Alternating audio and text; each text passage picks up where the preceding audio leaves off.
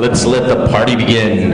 Okay, so we're joining the two mini-comps, OpenGov and OpenStack. We don't know what that means. I'll be your host for the day. My name is David Flanders. You can find me on DFF Flanders. If you do want me to ask a question to the panels, I've got my little tablet on me here or my large phone. You can tweet me and let me know that question. Otherwise, we're going with the hands-up sort of method. If you're really desperate, you just kind of shake your hand more and I'll run over and we'll keep the conversation going. We're going to try to keep it fast and quick. But let's first introduce our panelists. Ross from Agimo, could you just give a big wave of hands? There we go. Tristan Good over on this side. Dennis Jorgensen. Dennis, you're from which organization? Uber Global. Uber Global, thank you. Oh yes, it's right down there. Tom Fiffield from Nectar. Yes, right there. And Jessica Smith, right there. Okay, so here's the argumentative question. Should the Australian government be adopting OpenStack and provide that for all of their departments? To get us going, to get us going, we're going to have someone argue for and against to try to lay out the issue, and then we're going to explore it and see what comes of it. And if we want to go down some other random path, we can do that as well, so don't be afraid to do that. Okay, so first off, Josh is going to give us the for-argument. Josh, stand up, give us, within kind of 30 seconds, the key, elevator pitch for why this is valuable. So I didn't get an intro because I need no introduction. One of the fathers of OpenStack, which we built at NASA and ran for the White House, the USAspending.gov federal budget transparency, the original open government effort for the US government, was our alpha customer before we actually even called it OpenStack, a long time before. And if that hadn't worked, OpenStack would not exist. So I would say OpenStack was actually built for exactly this purpose. If the Australian government can't use it, we need to change what OpenStack is until you can. Fantastic, well done. Okay, so Ross, you're going to give us the rebuttal. No pressure, go ahead and stand up and give it to us as you will. Okay, devil's advocate, folks. Governance of ICT is devolved back to an agency level here in Australia, and agencies have the autonomy to determine their ICT requirements on an agency-by-agency basis. The head of the agency has that responsibility, and I think it's fraught with danger to, in some cases, to mandate at a very high level the use of given technologies or products. We remember IE, I think, all quite well. So, yeah. All right, over to the audience. Let's get things going. Who's going to throw out the first question? Fire it up there. And I'm going to run around today, so you're going to see me sweat.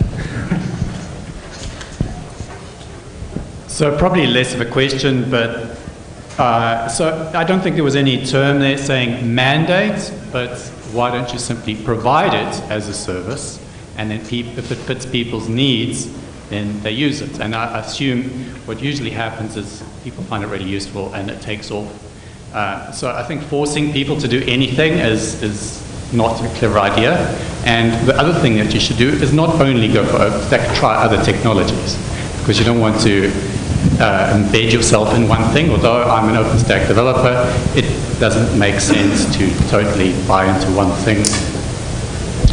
I'm actually going to ask Tom to answer that question, because Tom was part of a government-funded project funded to the 47 million, I believe. Tom, what happened where you guys had to make that decision? You looked at several products. Give us your perspective. Indeed. So Nectar is a $47 million project thanks to the Super Science Initiative out of the Department of Innovation. And basically in March 2011, we needed to make a decision on what middleware was going to be used for a cloud for the research sector. And we had about 5 or 6 options that we looked at seriously. Eucalyptus, Open Nebula, what is now CloudStack, and those kind of offerings. And one of the key factors which led us to make the decision of OpenStack was the fantastic community around it, which really meshed well with our aims. And we could easily see where the development direction was going and influence it in ways where it met with our objectives. Anyone on the panel want to respond? Dennis, having advised, do you want to give, Dennis, actually, do you want to give a little bit of context why you are sitting on this panel and how you've advised government on these aspects? Well, look, so we're a service provider, and we take the view the customer's right. So, to a large extent, within bounds, whatever the government so our company is about 50-50 commercial, or what we call small business and individuals, and 50% enterprise. Of our enterprise gig, about 60% is government, about 40% is commercial. So, overall, in terms of revenue, our government business is about 30 to 35%. What we are seeing is the world, in terms of what was cloud or on the web, traditionally was very heavily Linux. So we kind of see the world in kind of, along a couple of different axes. One of those axes is what we call ecological versus biological. It's not an industry term, but we kind of think of it like every organisation's a little amoeba swimming in the pond of the economy.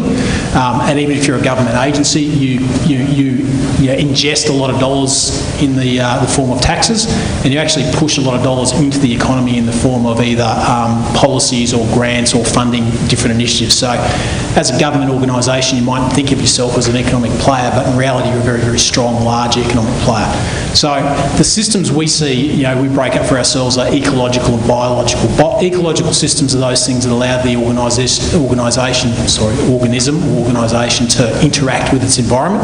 So traditionally websites, emails, those sorts of things. Biological functions are those things that allow the organisation to survive itself, the sort of IT equivalent of the mitochondrial DNA, if you will. And those sorts of things traditionally, in most organisations, have been very Microsoft based. And so what we are seeing anyway is things pushed to the cloud tend to replicate the internal biological systems that exist now, and therefore there is a strong Microsoft bias to the things that are coming into the cloud. So over the last 2 years, we've shifted from maybe a 95% kind of Linux open organisation to about a 35-65 Microsoft v Linux. And that's not because of any particular policy or not any particular religious zeal on our behalf. It's just what our customers are looking for right now. So whether it's right or wrong, I can't say. All I can say is what we're seeing is mostly Microsoft stuff predominantly is turning up in the cloud compared to OpenStack, Linux, etc. And I think that's driven because people are replicating what they have internally with what's happening externally. Now, whether that's the way it should be in the future, I can't tell. All I can tell you is what we're seeing now. So maybe the question should have been, why don't we just get the entire government department sector? Surely, Josh or Tristan, you have something to say about that. Tristan, do you want to say something? Because Tristan, I believe he almost compared you to an amoeba in the... So Tristan is head of Aptera. He's also a board member of the OpenStack Foundation, a great accolade. And more importantly, you are an Australian businessman. You're trying to increase the gross national product. So tell us about why they should be considering this. Well, the problem with if we're going to look at Azure to try and fill this role, you get what you're given. Coming back to looking at OpenStack, you get what you want. And I agree with Angus as well, saying before, I don't think we're looking at a mandated policy to use OpenStack, but I think one of the things that occurs to me that possibly there should be some guidelines there, because there must be a lot of duplication across all these different departments trying to pick their own cloud or their own infrastructure and all that sort of thing. So by having a very loosely coupled framework that OpenStack provides, you've got flexibility to start at the top, provide a great set of tools that can be adapted far more than something like Azure, or pretty much I can't think of any other platform that would be as flexible. Okay, I want to push to Jessica real quick to top it out. As the resident citizen on the panel, what you actually think of this? Do you care which platform gets adopted? Is it going to help you in your day-to-day? Do you see it as cost savings? What do you think about the cloud and actually being used inside a government? Well, I guess I'm here, as kind of the every person, the citizen kind of perspective. I may not quite fit that role exactly because obviously I'm an IT professional as well. My background is in sysadmin and ISPs and a little bit of web dev and those sorts of things. And I have a strong interest, which I would hope everyone does, in data privacy, data security, and the intersection of that and government policy. And I think the systems that we use to deliver government initiatives are really critical to that, and that they need to actually be, as they say, aligned with the mission or aligned with the ideology of the government. And I want to see efficiencies. I don't believe in the willy-nilly slashing, slash everything, and that's how we save costs. I want to see lack of duplication of effort, as you're saying. To me, it makes absolute sense that, and I find this in my day job. I work in the ActGov at the moment. I'm babysitting a school network and work with other ITOs, and one of the things I've been agitating for is an ability to share information, leverage information, and not reinvent the wheel every time someone comes across the same problem. And I see, these kind of stack solutions as something that can actually solve that problem once and then replicate, to everybody. And I don't want to see 6 different government departments or 20 or 50 different government departments each going through their own discovery process with their own agendas and so forth. And everyone likes to think they're special, and everyone is special, but they're not that special. The needs are pretty similar right across the board. And, maybe for various reasons you can't say this is the anointed provider, but you can certainly say we've gone to the market, and at the moment we've settled upon these 2 or these 3 solutions which we think will deliver the outcomes that we need to deliver, and we're going to integrate those into our offerings, our service offerings, because we are a service delivery organisation, and we actually facilitate the various departments being able to do their job. And I've had scenarios where our school wanted to do something fairly simple, put up a database to manage and monitor stuff. And for various reasons that are too hilarious to go into, they were sold on a SharePoint solution from an external vendor. And there was no real way, even if that was the solution that was the right solution for the job, it wasn't. Anyway, there was no real facility for that to be delivered by the Department of Education out to a school. And I think that's a real lack in capability in government if you don't have the infrastructure. And whether, obviously the regulatory issues are those, we don't want to host in the US maybe, we don't want to be subject to the Patriot Act, we don't want to be any of these things. So fine, bring it in-house, but provide it as a service. And, everything becomes a service effectively, and you get all of the benefits of leveraging volume purchasing, you get all of the data center leveraging benefits, and you get repeatability, you get consistency, and you get scalability. To me, those things seem like a no-brainer. Yep. And I don't have any investment, unlike some on the panel, obviously, as whether that solution is OpenStack or something else. I would like to see it not be just Microsoft, if it's going to be Microsoft. So I like the question. Let's actually ask the audience. So what we're going to try to do is we're kind of halfway through of the panel discussion, and what I want to push into is whether or not this is going to actually change your mind. So you've kind of heard the panelists' initial view. So what I'd like is just a quick straw poll. We're going to take a vote, and I'd like you to vote on whether, yes, you do think government should adopt OpenStack to be able to utilize across their departments, or no, you don't, right? So we're going to make it binary, but don't worry, because at the end, we're going to take the vote all over again and see if any of your minds have changed. So with that said, does everybody, give me kind of shake a head. Do you know definitively some people? Some people know. Okay. Who says, go on, Sina? Just a quick question. In terms of Azure, there's no actual Azure infrastructure in Australia, so all that data gets shipped overseas to Singapore. So Sina's just saying there's no Azure efforts, but that's not what we're going to vote on. We're going to vote on OpenStack. So who thinks that OpenStack the government should be using OpenStack? By show of hands, yes. Keep your hands up, please. 1, 2, 3, 4, 5, 6, 7, 8, 9, 10, 11, 12, 13, 14, 15, 16, 17, 18, 19, 20, 21, 22, 23, 24, 25, 26, 27, 28, 29, 30, 31, 32, 33, 34, okay, about 55, 60 is what I count. Who thinks no, definitively they should not be using OpenStack? They should not demand that. Stand proud, that's absolutely right. 1, 2, 3, 4, 5, 6, 7. That's what I like to see. Now, of course, we're going to see if we can switch that. You go, okay, you're very happy. We're done. Sit back down.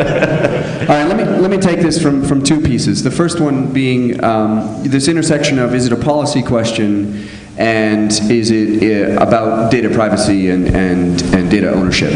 How many of you in the room, I think most of you are IT professionals, how many of you support a token ring network today? Show of hands. Token ring network, hands up. I believe you, sir, are lying. No, that would be 1. It gets turned off very shortly. Awesome. How many of you believe it would be appropriate for the government to procure a net new network today that was token ring?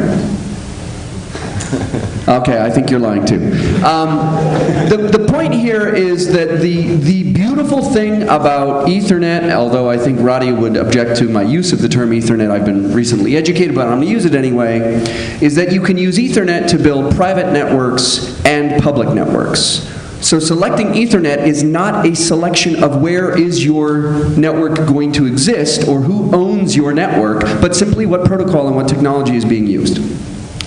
That is the best feature of OpenStack for government. That is why we built it that way at NASA. We did not build it that way because we wanted other people to host our data, which is impossibly illegal for NASA in most use cases, ditto for the White House, but simply because we wanted to be able to connect private clouds and public clouds together. And the best analogy I can use is many of us would rent tuxedos. In fact, I'm probably the only one who owns their own tuxedo.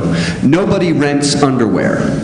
And on that point, we got a question up top here. Go on. Your Ethernet analogy is absolutely brilliant, and maybe one of the reasons why you start to reconsider OpenStack. Let's go back 15 years ago. So we made a joke about Token Ring, and yes, I work in an organisation that has a 2-node Token Ring network that connects the back of a router to an IBM mainframe. You know who's responsible for that monstrosity that we had to buy spare parts off from eBay? The Commonwealth Department of Defence. So, 15 years ago, if we wanted to build a large wide area network or a large campus network, like the campus we're sitting in, do you know what everyone was going to build it on? Not Ethernet, it was on ATM. Oh my God, who in this room thinks that ATM is going to be the network that we would actually build right now for some large enterprise? Hands? No. Right, so OpenStack. OpenStack may be awesome, OpenStack may be brilliant, and when OpenStack forks into OpenStack and FooStack, which way do we go?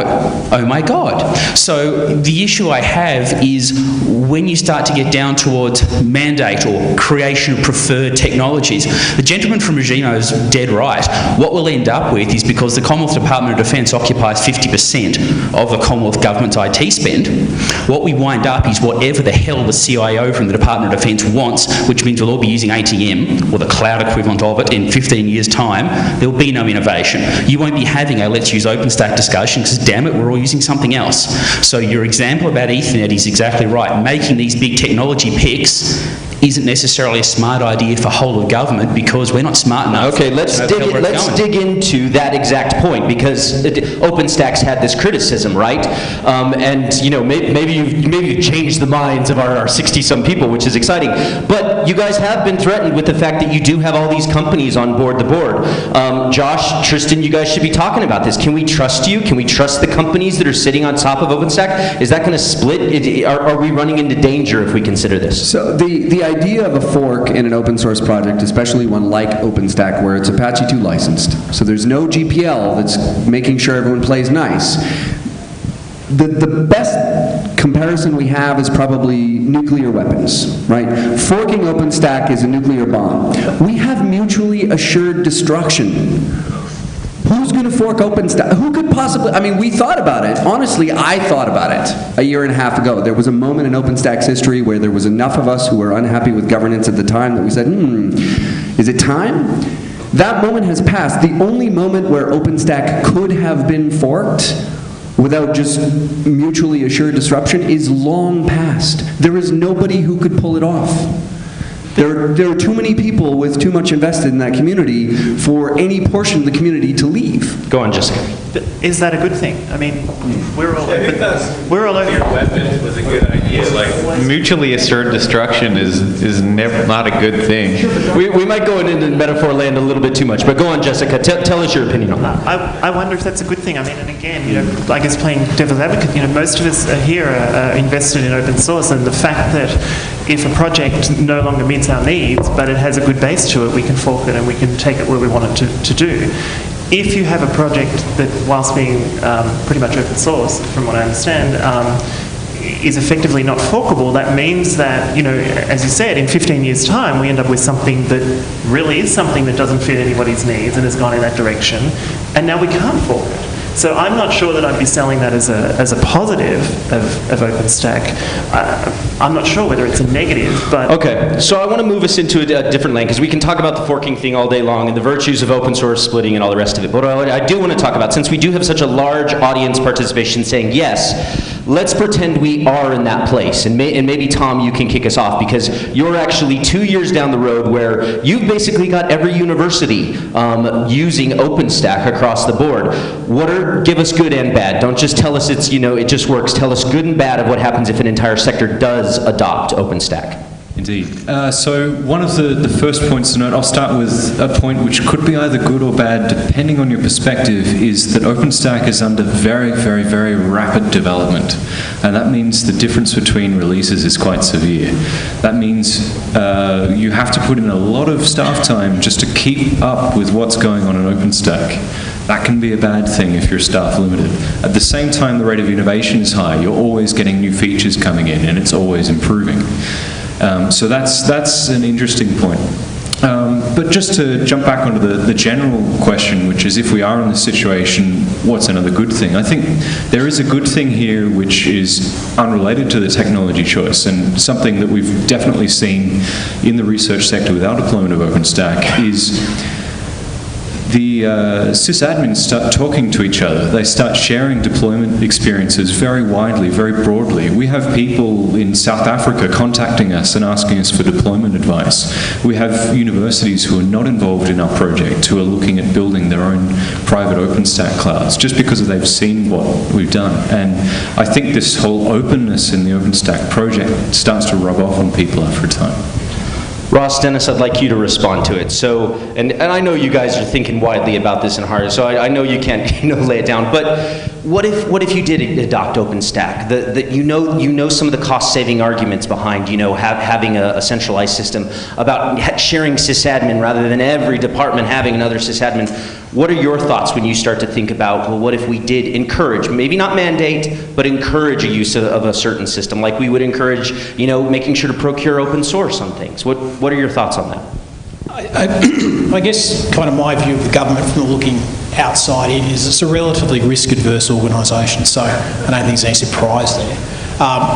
The guys who make the decisions, higher up guys and girls, succeed by not failing. They often don't succeed by succeeding. They succeed and get their next job because they did a reasonable job, which means they didn't fail in their current engagement. So taking a leap to a new technology and a new methodology, especially something that's open source and is not supported by an organisation that's making $50 billion a year, it's a fairly risky thing from their perspective if you're sitting high in an organisation. So again, I'm not saying whether OpenStack or open source or whatever is right or wrong. I'm saying that if you believe this is a technology, then you need a champion and someone who will take that risk and demonstrate it succeeds, and then I'm certain others will follow.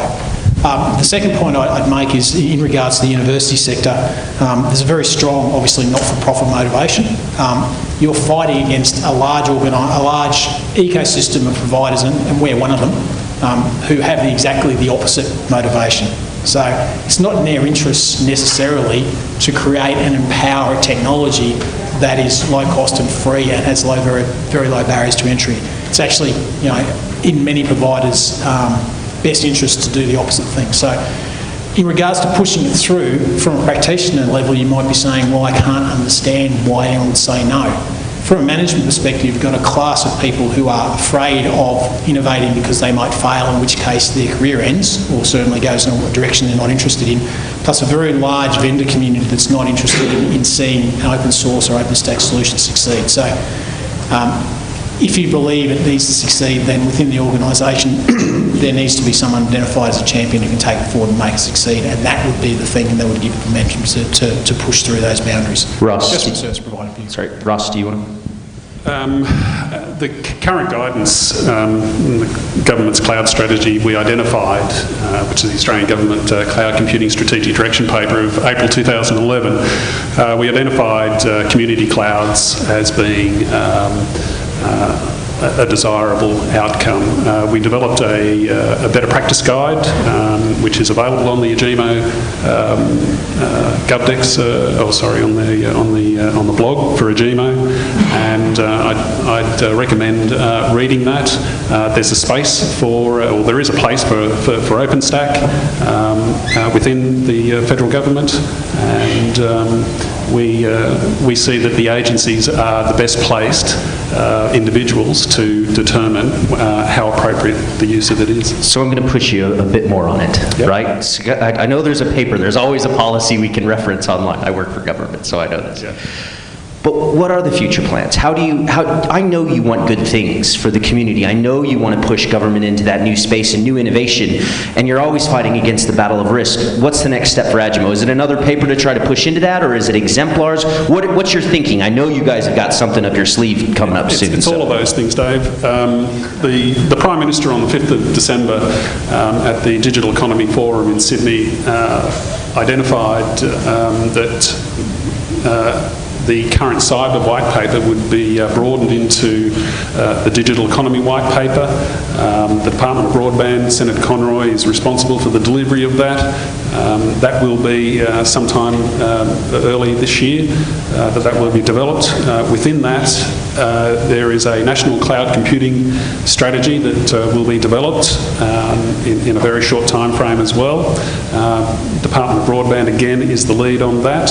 We will assist them with the component that addresses the government use of that, which reflects $5 billion spend annually, roughly, at the moment. I think.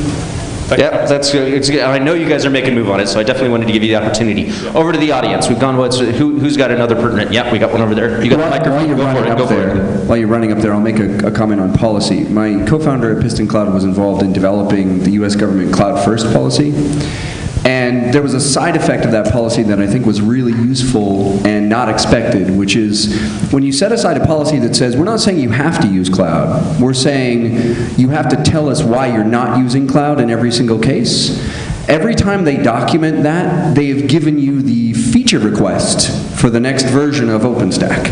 And that's a really useful byproduct if you end up with a policy that says, it's okay if you're not using cloud, but tell us why not. Because it may be that you don't understand what we have, or it may be that actually you need us to deliver something else. Over here. So it's a general question for us to reflect on the case. The question is it a good use of taxpayers' money to employ proprietary virtualization or cloud technologies in government agencies, sending piles of money overseas in licenses and services, when there are suitable open source technologies available and also local companies who can support those technologies? Is it sensible? Go on. Tristan, I want you to talk about it because you're a small founding. Give us the impassioned speech. Everyone's heard of the brain drain and the amount of companies and things that are going to the States, and I fully agree with what you say. I mean, we see the ability to develop OpenStack-based solutions here in Australia as one part of reversing the brain drain. Simple as that. I mean, it does keep the commerce within Australia. Microsoft is a very wealthy company. We can build our own wealthy companies here around OpenStack. So I want to put that, Jessica, talk to us some about, because this is important, right? You don't want it in the United States because why? The Patriot Act. We do not want that data, and that's Tom can... As John says, you must always maintain ownership of your data. That's certainly an important factor, and certain companies will come to Australia and say, well, we can offer you a local contract and all this sort of stuff, and there's still, it's a grey area. Who wants to be the test case? Indeed. Jessica, talk to us about the way you feel about that. Is it putting this? I know you're not a citizen. I know you're a techie, but give us the citizen viewpoint on how people would think about that sort of privacy issue. Do you care about it? Do you care if your data is sitting over in the States and subject to that, or what's your thoughts? If I'm being honest, and I'm putting on the hat of what I see around me as the average citizen, I don't think that it even occurs to them to think about the issues of data privacy and security. I see so many people on Facebook just leaving everything open. I mean, as server admins, it's like, you deny everything and you selectively allow. And this is what is drilled into us, and this is how we think about privacy in the technical sphere, and also it bleeds, of course, into the personal sphere as well. So not only do I not want government data and health records and all sorts of things to be subject to the big boogeyman of the Patriot Act, I also don't necessarily want it subject to unreasonable access by our own. Well, we don't have TLAs here. We have like four LAs: the ASIO and the ACES and so forth. So I think it's the issue of access to data and privacy of data is not solved simply by keeping it onshore, but it streamlines the regulatory environment. But I honestly think that that the average person isn't aware of these issues, and maybe part of the problem is we actually need to find a way to cut through in a way that kind of gives an analogy that they can understand. The discussion I have time and time again with friends who are non-techies is kind of evangelizing about why you should lock down your Facebook profile and why you should be careful about information you put into forms, and why maybe if a company is requesting a certain bit of information, you decide whether they actually need that information, and if they don't, whether or not you put a truthful answer into it, or any of those kind of things. The general thing is, well, I don't have anything to hide, or no one is going to care about me, and of course that's not really the point in the bigger issue. So I think it solves some of the problems by keeping it in-house, but then you still have obviously regulatory constraints. Absolutely. On that. Tom, talk to us a little bit about your use case and what you've dealt with. What do researchers think about this issue of keeping their data in the cloud and sovereignty of data and whatnot? So we've got a broad spectrum of responses, actually. We have a ton of researchers who come up to us and say, why aren't you just paying for me to use Amazon? And they're completely happy with that, even if it's a health-based project. We've had some people like that. Then there are others who are, at the same time as using our cloud, getting very involved in the OpenStack community, which I think is fantastic. One of the other things I wanted to throw out there just briefly, because I'm not sure it made it into this room, is a stat I learned from one of Josh's presentations, which is the collective companies working with OpenStack right now has a $3 trillion market capitalization. And there are many, many, many products that you can use, including Piston Cloud, if you don't want to, and Aptera, yeah. If you don't want to be involved in this open source thing and you need something to sell to your manager as a turnkey solution. Excellent. I got a question here, just quick. Yep, following on from that, one of the things you mentioned that people talking about why don't you just pay me to use Amazon? The issue is that if a platform isn't provided for agencies and for departments by the government, it's actually very easy now, and increasingly easy, for people to just do end runs around the IT department altogether. It's trivial to spin up an Amazon instance and dump something up there, and you're kind of sidestepping, bypassing the regulatory requirements. If you get found out and if the lawyers come, that's a problem. But in fact, people are choosing to innovate if they find roadblocks, and people who are kind of that mindset are going to find a solution to the problem that you've asked them to solve. And if you're not providing them the tools to do it, that you can actually manage and kind of bring it all inside the tent, people are just going to go around it to solutions that may not have security that you need, may have regulatory issues, and may be easy but not actually secure. Question by Tom, rebuttal by Tom, rather, and then we'll come here. I didn't provide our answer to when people ask that question. And it is a valid question. Definitely researchers are the masters of the workaround. It's amazing what, as a former researcher I can say that. But basically it's about making our solutions better than the other options. And for example, in the research space, we've got a really awesome high performance network. We've got existing data stores. We've got instruments and other infrastructure already hooked up there. And that's a big value proposition. Absolutely. Sorry. Question here, and then we'll jump back up over that way. So privacy has traditionally been achieved by secrecy. How do we ensure it in a long-term sort of goal? How do we get privacy? I mean, keeping it in Australia or keeping it in your backyard isn't even sufficient. So how do we go about keeping privacy? Ooh, Josh, go on. Again, I'm going to come back to the, don't rent underwear argument here, which is, if you look out at a time scale of 10 years, and I'm going to look like a freak here for a minute, but this is what I do. 10 years from now, everything you're doing today for crypto and thinking, I just encrypted all my data and I stuck it in Amazon and somehow I'm safe. If it's sitting there encrypted, people can still copy it. Yeah, they've copied it encrypted, so they're not reading it today, but sometime in the lifetime of your liability, so let's say you're liable for 10 years or 15 years or 30 years for keeping that data secret. Let's take health data, you're liable for as long as they're alive in a lot of countries. In that time frame, 30 years, the encryption you're using today is useless.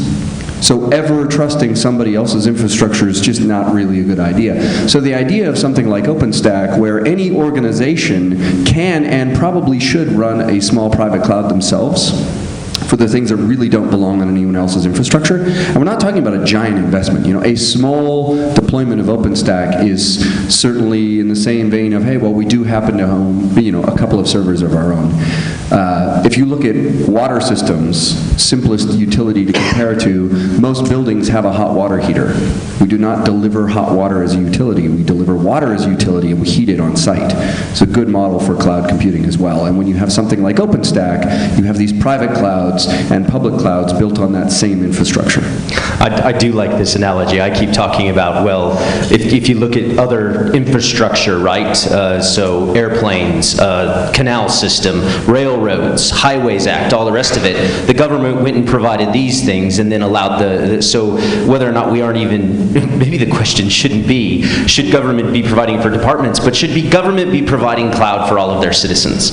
Now that might be a little off the ball. Let's jump over back here onto the corner. Go on. Yeah, hi there.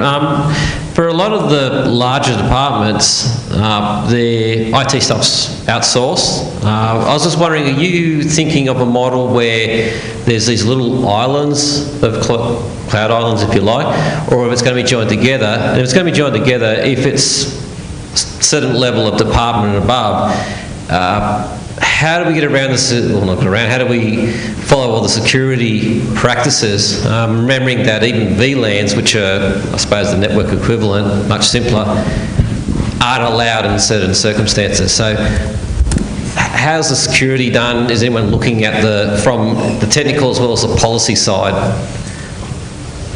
Ross, I believe you'll be answering that. There's a few policies out there that deal with it. I think the Gateway Reduction Scheme is an example of the technical aspect of things. I think there's about 120, 140 gateways at the moment. That's being reduced down to 8, and that's a sort of a key intervention point, I think, for the adoption of cloud. Those agencies, lead government agencies with those gateways, it's the natural point to put cloud services in. Look, it also, just coming back a step, it always comes back to agencies doing a risk assessment on the information that they've got. That's the first step that they do, is look at the information, what's the requirements, here's my legislative and regulatory framework that are my constraints, and they assess that. So there's lots of information out there that's public-facing information that should be on the cloud now. That's been our sort of guidance in our policy over the last 2 years. Assess your information. If it hasn't got those privacy or security constraints around it, move it out into the public cloud. A good example of that is data.gov.au, that's run by the Department of Finance. It's already out there on Amazon Web Services, for example. If it's health records, Department of Human Services should be looking at that information, assessing it and sort of saying, can it go into a public cloud, can it go into a private cloud? During their procurement process, they would be looking at the offerings from the cloud service providers and going and interrogating those sort of those vendors or OpenStack, for example, and sort of saying, is it suitable for the appropriate use of that information? It's as fundamental as that. It's not rocket science. It's assessing your information, and is the solution suitable? Good. Fit for purpose. So we've got, I'd love to come to questions, but we've got to actually, I want to let you guys go off and start drinking beer. But nonetheless, more importantly, I want to do a nice summary. We're going to do one last vote with the crowd, and this is your last chance to make your plea. Let's see if it switches over. We had a really dominant vote to say, no, we're not going to wait, we're not going to evaluate, we want to go, we want to do something innovative. Let's see if we've calmed some of the developer spirits down. So, but before we do that, I'm going to go across this way, and I just want you to give me one last sentence, a tweet, if you will, a tweet of why you should actually use OpenStack in government. I'll quote the Chinese guy who said OpenStack will smash the monopoly of the Western cloud providers, and I think that is a great, it's a bit longer than a tweet, a great endorsement for the international uptake of OpenStack and how it is, you know, it's clear that it is giving everyone an opportunity to build great clouds and provide very flexible solutions anywhere. Fantastic. Thank you, Tristan. Tom? Pretty much everything in OpenStack is in the public domain, so just come to an OpenStack meetup, have a look at mailing lists, read some blogs, and make your own decision. Very tapered. Josh? The information age is over, and OpenStack is the internal combustion engine of the data age. You can play with steam engines all you want. I mean, that's the branding of my company, but honestly, you should figure out how to drive a car. Love that. You get the metaphor award, Josh. Fantastic. Jessica? Well, I'm still platform agnostic, but I think if we're pushing towards data transparency and openness in government, it doesn't make sense to build that on top of platforms that are opaque. And so I really think that government needs to focus on providing the tools to enable people to succeed. And if they're going to fail fast, fail at negligible cost, and lower that barrier of risk so that the consequences are minimised and we can get to the optimal solution as quickly as possible. I like it. Absolutely. Little round of applause. I gotta wake up. Go on, Deb. End users and citizens don't care. Government decision makers are scared, and there's a huge entrenched, very powerful vendor base who doesn't want it to succeed. So it may have its place, but I wouldn't bet the farm on it. Boo. No, just a little round of applause for. Last but not least, the last word. If your cloud service has demonstrates value for money and has adequate security, use it. Too simple. Round of applause for the entire panel, please. So let's take our vote. I am adding a third category, which is need more info undecided. So we'll see which one of you have become Hamlet. So let's take the yes vote for who is still for the government adopting OpenStack. Raise your hands, please. 1, 2, 3, 4, 5, 6, 7, 8, 9, 10, 11, 12, 13, 14, 15, 16, 17, 18, 19, 20. It's come down about 20. Interesting. Okay, who's against it? Against. 1, 2, 3, 4, 5, 6, and undecided. Yes, we've found a lot more undecided, so I think this side of the table might have done their job. All those papers at Achimo are paying off, aren't they? Absolutely. Okay, one last round of applause for the panel. Thank you, everybody, much. You're dismissed. Go drink beer.